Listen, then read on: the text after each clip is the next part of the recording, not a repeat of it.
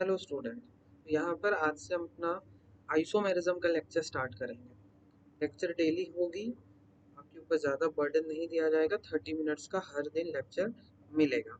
ठीक है। तो यहाँ पर 11th क्लास और 12th क्लास दोनों ही पार्ट को दोनों ही क्लासेस में जो आइसोमेरिज्म पढ़ाए जाते हैं उसको कवर किया जाएगा। ठीक है। और हमारा मेन फोकस रहेगा आपका नीट एग्ज़ाम। ठीक है। तो चलिए हम लोग आइसोमेरिज्म स्टार्ट करते हैं। तो जो लोग शोर शराबे में बैठे हुए हैं वो जा कर के एक कोने में बैठ जाए, ईयरफोन्स लगा ले, कॉपी पेन निकाल ले और तरीके से नोट्स कॉपी करेंगे। ठीक है। तो चलिए कॉपी पे हेडिंग लगाइए आइसोमेरिज्म।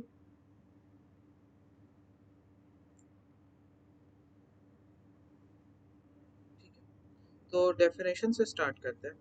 तो हम लोग छोटे क्लास में क्या पढ़े थे? आइसोमेरिज्म का डेफिनेशन जरा याद करो। 11th क्लास में भी पढ़ा था ना हल्का सा कहीं पर, आइसोमेरिज्म क्या होता है, आइसोमर्स क्या होता है, याद आ रहा है? हाँ।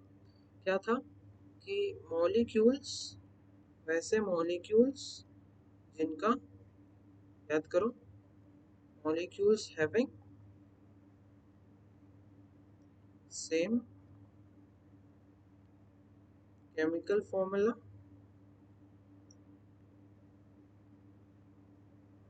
बट डिफरेंट स्ट्रक्चर्स, उसको हम क्या बोलते हैं? Isomers of each other are called isomers of each other. ठीक है। And the phenomenon is called isomerism. ठीक है, आ रहा है समझ में? ठीक। दो मॉलिक्यूल्स जो स्ट्रक्चरली डिफरेंट हो बट उनका chemical composition, chemical formula, number of atom सब कुछ बराबर हो। ठीक है। तो उनको हम लोग क्या बोलते हैं? आइसोमर्स। ठीक है। और ये जो फिनोमेना है इसको बोलते हैं आइसोमेरिज्म। क्लियर? अब देखो हम एग्जांपल बताते हैं। देखो CH3OH, CH3O, CH3। ठीक है। CH3 और एक है तुम्हारा CH3CH2OH और CH3OCH3। ठीक है।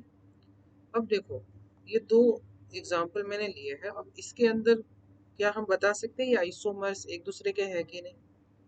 बहुत सिंपल तरीका है। हम सबसे पहले इसके केमिकल फॉर्मूला लिखेंगे, उसके बाद देखेंगे दोनों का केमिकल फॉर्मूला सेम है तो आइसोमर होगा, दोनों का केमिकल फॉर्मूला सेम नहीं है तो आइसोमर नहीं होगा। तो इसका केमिकल फॉर्मूला क्या हो जाएगा? CH4O और इसका क्या हो जाएगा? C2H6O।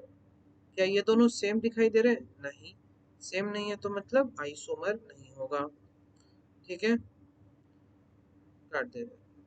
अब यहाँ पर देखो C2H6O, यहाँ पे C2H6O, ये दोनों सेम है ना? तो यस, ये दोनों एक दूसरे के आइसोमर होंगे। समझ में आ रहा है? बस इतना ध्यान में रखना। नोट कर लो इसे फटाफट।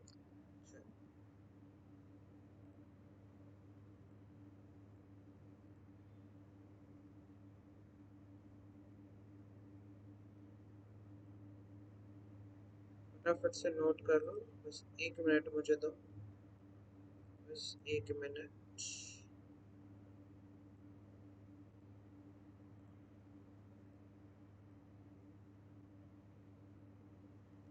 नोट करिए।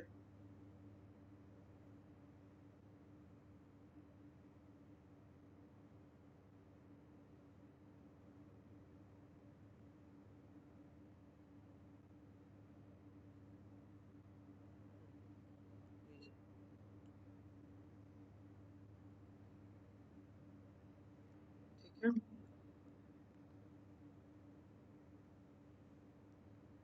आगे बढ़ते हैं।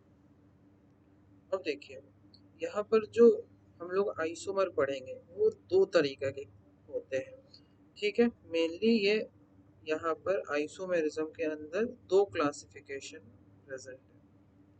दो क्लासिफिकेशन क्या क्या प्रेजेंट है? तो एक होता है हमारा स्ट्रक्चरल आइसोमेरिज्म, लिखेंगे स्ट्रक्चरल आइसोमेरिज्म, ठीक है। और एक होता है हमारा स्टीरियो आइसोमेरिज्म, स्ट्रक्चरल आइसोमेरिज्म और एक हो गया स्टीरियो आइसोमेरिज्म, ठीक है। अब देखिए स्ट्रक्चरल के अंदर हमको क्या क्या पढ़ना है। पहला हमारा है ring chain isomerism, tautomerism,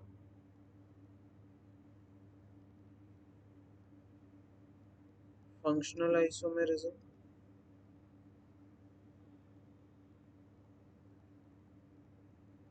functional isomerism, metamerism, metamerism, chain isomerism और पोजीशन आइसोमेरिज्म। तो नीट एग्जाम में हमको रिंग चेन के ऊपर ध्यान नहीं देना है, तो हम इसे इरेज कर देते हैं, ठीक है। चलो, तो ये जो मैंने लिखा सीक्वेंस, ठीक है, ये जो सीक्वेंस है ये प्रायोरिटी के बेसिस पर है, ठीक है। ये ध्यान में रखना, ये जो सीक्वेंस है ये प्रायोरिटी के बेसिस पर है। वो क्या होता है, मान लो कोई एक मॉलिक्यूल है उसके अंदर पोजीशन भी हो रहा है चेंज भी हो रहा है, तो हम आंसर में क्या लिखेंगे, चेन या पोजीशन? तो आंसर हमें चेन लिखेंगे क्योंकि चेन की प्रायोरिटी ज्यादा है। मान लो कहीं टाउटो भी हो रहा है मेटा भी हो रहा है, ठीक है, तो आंसर में क्या लिखेंगे, टाउटोमेरिज्म, ना कि लिखेंगे मेटा, क्योंकि टाउटो की प्रायोरिटी ज्यादा है एज कम्पेयर टू मेटा। तो ये मेरा प्रायोरिटी बेसिस पर है, ध्यान में रखेंगे। स्टीरियो में देखिए दो चीज होती है, ठीक है। स्टीरियो में दो चीजें हैं। पहला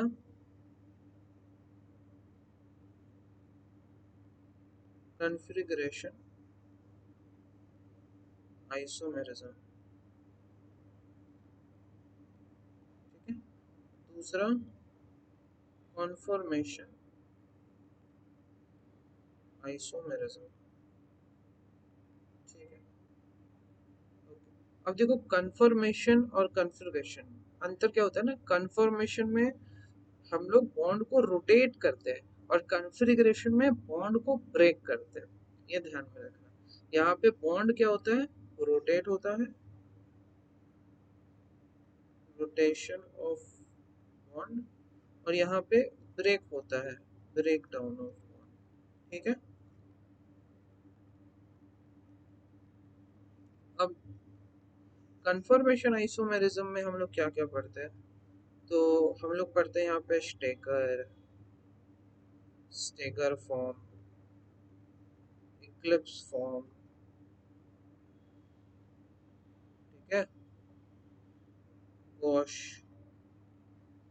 गॉश फॉर्म, एंटी फॉर्म, ठीक है। ये सारा मेरा कन्फर्मर में है। कॉन्फ़िगरेशन में अगेन इसके दो पार्ट्स हैं, ठीक है। पहला ज्योमेट्रिकल आइसोमेरिज्म, दूसरा ऑप्टिकल आइसोमेरिज्म। ज्योमेट्रिकल में हम लोग को क्या पढ़ना है, तो सिस ट्रांस पढ़ना है जितना एनसीईआरटी में है, सिन एंटी पढ़ना है, ठीक है, ई जेड पढ़ना है। इसके अलावा भी अगर हम थोड़ा एक्सटेंड करें, अगर हम दूसरे चैप्टर में जाए बायोमोलिक्यूल क्लास 12th में, तो वहाँ पे इरिथ्रियो एंड थ्रियो है, ठीक है। लेकिन वो क्योंकि बायोमोलिक्यूल में तो हम बायोमोलिक्यूल में ही पढ़ेंगे, यहाँ पर जीओसी के अंदर हमारा सिस्टांस इजेड और सिनेंटी ही दिया हुआ है, तो हम इतने को ही कंसीडर करते हैं, ठीक है। ऑप्टिकल में, ऑप्टिकल में तो हमारा इनेंशियोमर्स लिखिए,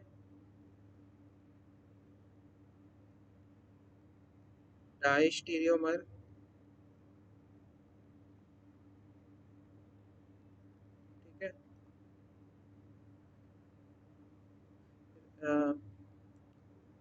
मेसोमर, रेसमिक मिक्सचर, ठीक है।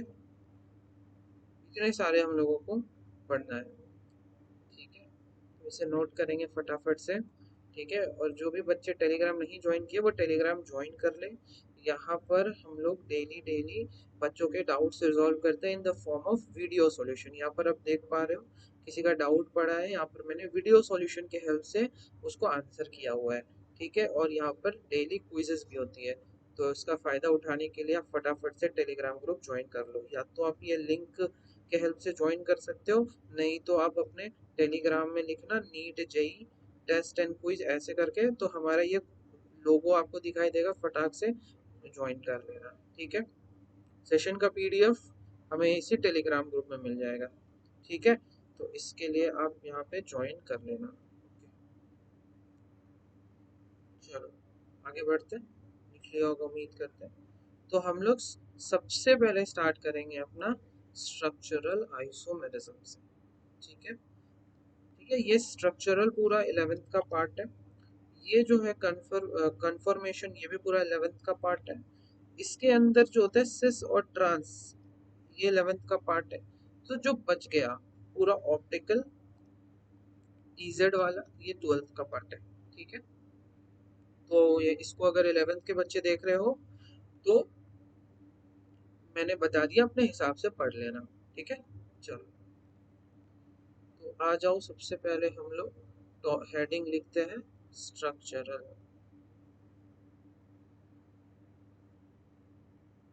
Isomerism, structural isomerism.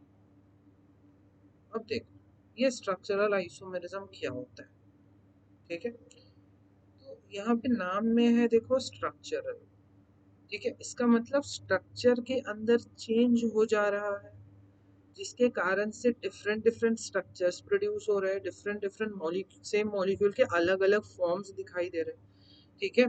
तो वो लोग आपस में आइसोमर्स कहला रहे हैं। तो इसका मतलब स्ट्रक्चर के अंदर चेंज हो जाने से मॉलिक्यूल का अलग अलग फॉर्म्स दिखाई दे रहा है, जो आपस में आइसोमर्स है। तो ये फिनोमेना को बोलेंगे स्ट्रक्चरल आइसोमेरिज्म, ठीक है। इस तरीके से हम लोग लिखते हैं, ठीक है। तो यहाँ पे हम एकदम शॉर्ट फॉर्म में लिख रहे हैं कि डिफरेंस क्यों अराइज हो रहा है। Difference arise due to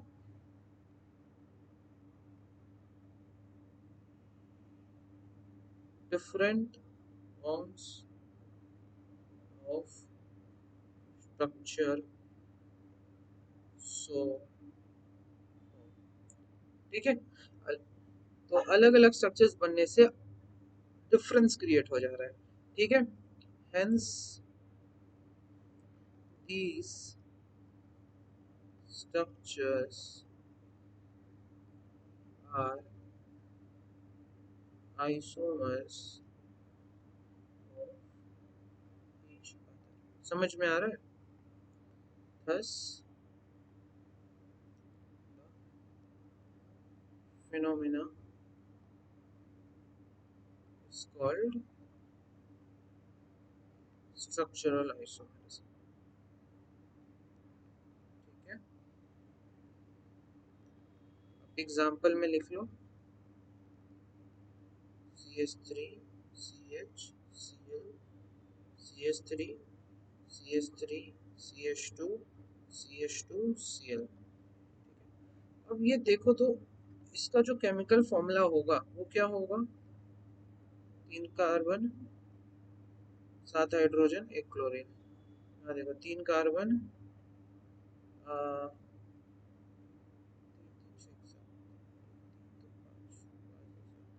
7 hydrogen 1 chlorine, है ना, सेम केमिकल फॉर्मूला सेम है। इसका मतलब ये दोनों आइसोमर्स है। अब देखो तो ये वाला क्लोरीन इधर लगा और एक बार ये क्लोरीन इधर लगा, तो ये लोग अलग अलग पोजीशंस पे लगे हुए हैं, जिसके कारण से इसका स्ट्रक्चर अलग अलग हो गया, ठीक है। तो इसलिए ये लोग क्या कहलाएंगे, स्ट्रक्चरल आइसोमेरिज्म। क्लियर है बात, ठीक।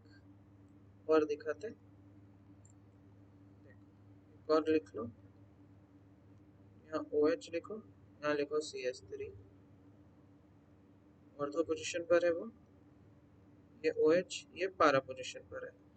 तो देखो पोजीशन अलग अलग हो गया, पोजीशन अलग अलग हो जाने से अलग अलग स्ट्रक्चर्स बन गए, अलग अलग स्ट्रक्चर्स बनने से ये आपस में आइसोमर कहलाएंगे और किसके अंडर में आएंगे, स्ट्रक्चरल आइसोमर।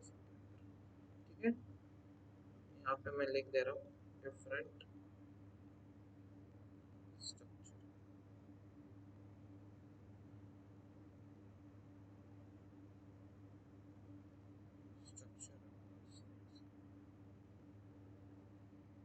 ठीक है, समझ में आ गया?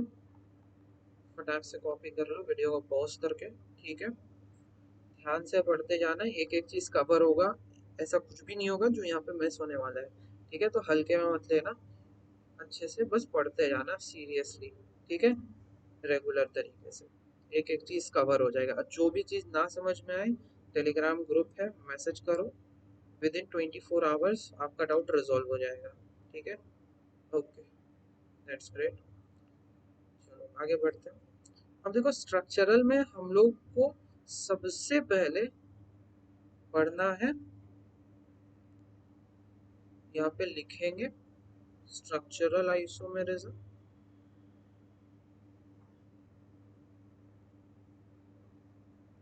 और इसके अंदर लिखेंगे चेन आइसोमेरिज्म। ठीक है, सबसे पहले हम लोग चलो चेन आइसोमेरिज्म पढ़ते हैं। तो देखो अगेन हम नाम के अंदर जाते हैं, देखो जरा सुनना ध्यान से। ठीक है, देखो नाम क्या है, चेन आइसोमेरिज्म। पहले वाला जो हम पढ़ाए थे, इसके अंदर नाम था स्ट्रक्चरल, मतलब स्ट्रक्चर के अंदर डिफरेंस के कारण से। तो अब दिमाग में बैठ रहा है, चेन के कारण डिफरेंस हो रहा है, अलग अलग चेन्स फॉर्म हो रही है, जिसके कारण से स्ट्रक्चर में डिफरेंस क्रिएट हो रहा है, जिसके कारण से अलग अलग फॉर्म्स एक ही मॉलिक्यूल की क्रिएट हो रही हैं, और वो सब आइसोमर है एक दूसरे की। तो इसलिए ये क्या हो गया, चेन आइसोमरिज्म। समझ में आ रहा है? एक बार फिर से बोलते हैं, अलग अलग चेन के कारण से डिफरेंस क्रिएट हो रहा है, इसीलिए अलग अलग आइसोमर्स क्रिएट हो रही है, इसीलिए इसको बोलेंगे चेन आइसोमरिज्म। समझ में आया? यहाँ पर हम लिखेंगे difference arises due to the difference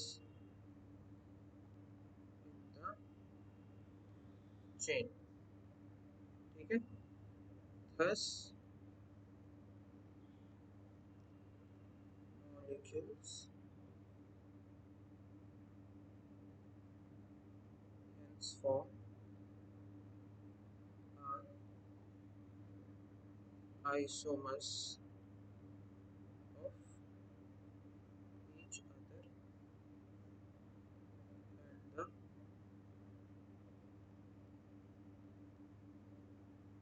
phenomena is called chain isomer. ठीक है, समझ में आया? एग्जाम्पल देखते हैं, आ जाओ। देखो CH3 CH2 CH2 CH2 C। ठीक है, यहाँ पे देखो CH3 CH, यहाँ पे डाल दिया CH3, यहाँ पे CH2 Cl। अब देखो तो ये इसका स्ट्रेट चेन हो गया, लेकिन यहाँ पे 3 कार्बन का ही चेन है, यहाँ पे चेन का 4 कार्बन का है, यहाँ पे चेन 3 ही कार्बन का है। तो हमको दिखाई दे रहा है कि अच्छा इसमें पेरेंट चेन जो है 4 कार्बन, अच्छा यहाँ पे पेरेंट चेन जो है 3 कार्बन, पेरेंट चेन के अंदर डिफरेंस। ठीक है, पेरेंट चेन के अंदर difference but molecular formula same. ठीक है, इसीलिए ये क्या हो जाएगा, चेन। क्लियर है? Chain isomer. चलो और एग्जांपल कर लेते हैं।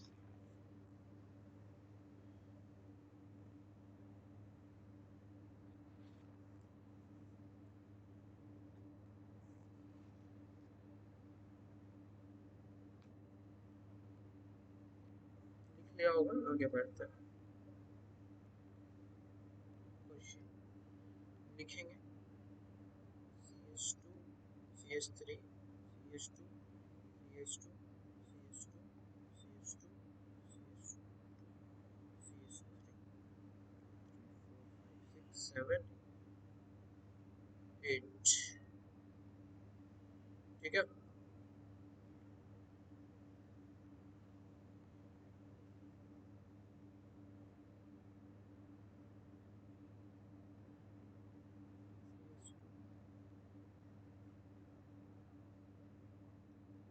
ठीक है, ध्यान से काउंट करके लिखना।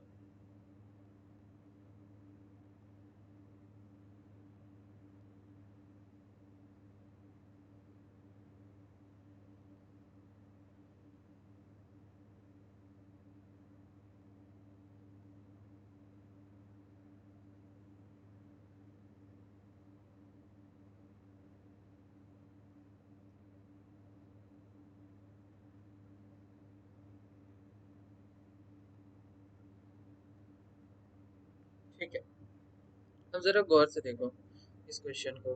क्वेश्चन है कि ये जो मैंने चार मॉलिक्यूल ड्रॉ किया, ठीक है, ये चारों के चारों आपस में क्या चेन आइसोमर बनाएंगे या चेन आइसोमर नहीं बनाएंगे?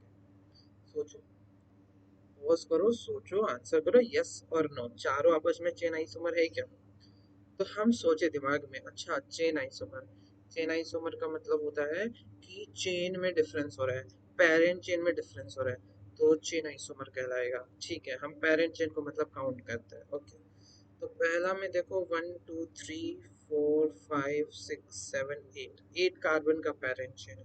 यहाँ पे 1 2 3 4 5 6 7, 7 कार्बन का पेरेंट चेन है। अच्छा, पहले 8 था, बाद में 7 हो गया, तो नंबर ऑफ कार्बन एटम तो सेम है, लेकिन पेरेंट चेन के अंदर पहले में 8 है, बाद में 7 है, तो पेरेंट चेन के अंदर डिफरेंस क्रिएट हो रहा है। हाँ ठीक है, लग तो रहा है कि चेन होगा। ठीक है, 1 2 3 4 5 6 7 8। अच्छा, यहाँ पे भी पेरेंट चेन डिफरेंट हो गया। ठीक है, ये दोनों में 6 6 कार्बन है। ठीक है, यहाँ पर भी 1 2 3 4 5 6। अच्छा, यहाँ पर देखो, यहाँ पे पेरेंट चेन 6 कार्बन की है, लेकिन ये तीन में पेरेंट चेन जो होगा वो डिफरेंट होगा,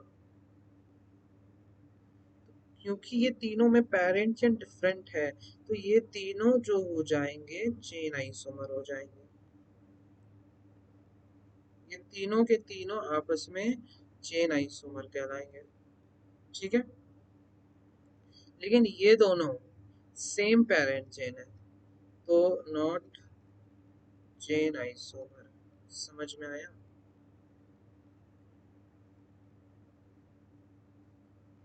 ठीक है, लिखेंगे फटाक से, आगे बढ़ते हैं।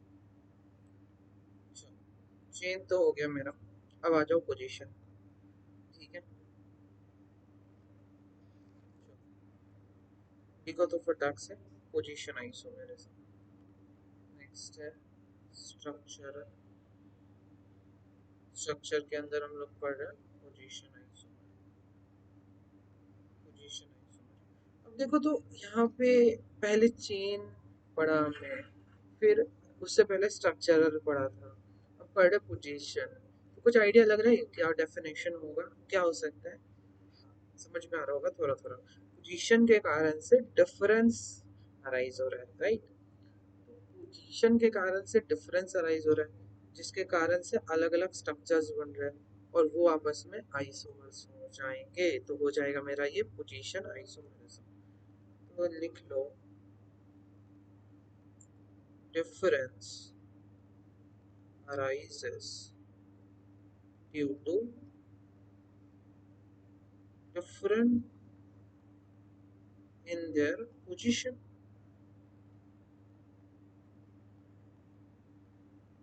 देखो, पोजीशन में डिफरेंस है, पेरेंट चेन के अंदर डिफरेंस नहीं हो रहा है। ठीक है, तो इसीलिए ब्रैकेट में मैं लिख दे रहा हूँ सेम पेरेंट चेन होने वाला है, बस पोजीशंस में डिफरेंट हो रहा है। Thus different structures are form.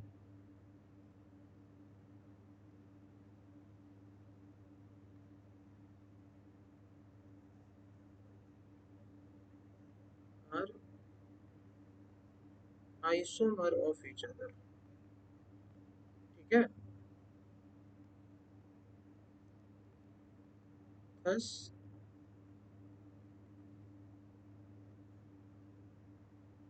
the phenomena is called chain isomerism। समझ में आ गया? चेन आइसोमेरिज्म बोल रहे हैं, बस सिंपल था। अब देखो पीछे जो एग्जांपल किया याद है, चलो इसे मैं कॉपी कर लेता हूँ।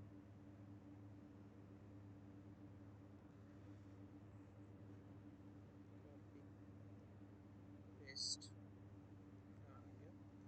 देखो ये जो एग्जांपल है इसमें पेरेंट चेन तो सेम है ना, 6 कार्बन का, बट इसका पोजीशन डिफरेंट है। देखो ये दोनों CH3 जो है सेकंड कार्बन से जुड़ा है, लेकिन ये दोनों CH3 का पोजीशन अलग अलग है ना। ये दोनों CH3 का पोजीशन देखो फर्स्ट स्ट्रक्चर में, और ये दोनों CH3 का पोजीशन देखो सेकंड स्ट्रक्चर में। तो मैं बोलूंगा कि position of CH3 is different. Position के अंदर डिफरेंस हो गया, ठीक है, difference in their position, position के अंदर डिफरेंस हो गया, इसीलिए ये कहलाएंगे पोजीशन आइसोमर। समझे? Position isomer, that's it. ठीक है, चलो हम कुछ क्वेश्चन देते हैं, वहाँ पर डिसाइड करना कि चेन आइसोमर है, पोजीशन आइसोमर है, क्या आइसोमर है। ठीक है, इसे लिख लो फटाफट से, फिर हम क्वेश्चन करते हैं। ठीक है, क्वेश्चन के बाद कल मिलेंगे नेक्स्ट लेक्चर। ठीक है, लेट्स आ जाओ। Question, identify chain and position isomer. First question, first question है हमारा CHO इधर है, सेकंड में CHO इधर है। ठीक है, मैं क्वेश्चन लिख रहा हूँ, क्वेश्चन सॉल्व करो और मुझे बताओ चेन है कि पोजीशन है। ठीक है, third question,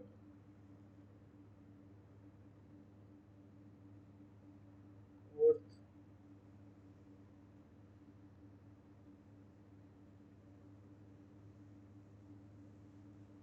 okay,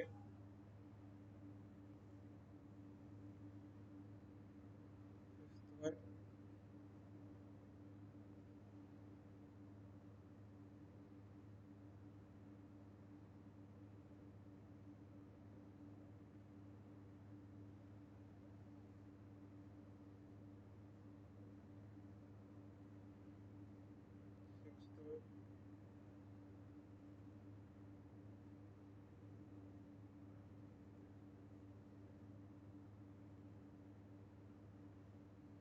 7th one, 8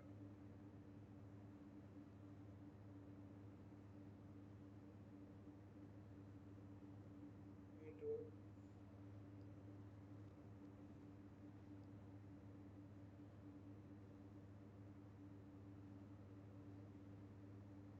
ठीक है, देखेंगे जरा ये कौन सा आइसोमर है। चलो ठीक है, करके करो, चलो करते हैं। अब देखो काउंट करेंगे 1 2 3 4। ठीक है, 4 कार्बन का पेरेंट चेन है, यहाँ पे 3 कार्बन का पेरेंट चेन है, मतलब पेरेंट चेन में डिफरेंस, पेरेंट चेन में डिफरेंस तो कौन सा हो गया, चेन, चेन हो गया ना। यहाँ पे काउंट करो 1 2 3 4, यहाँ पे काउंट करो 1 2 3।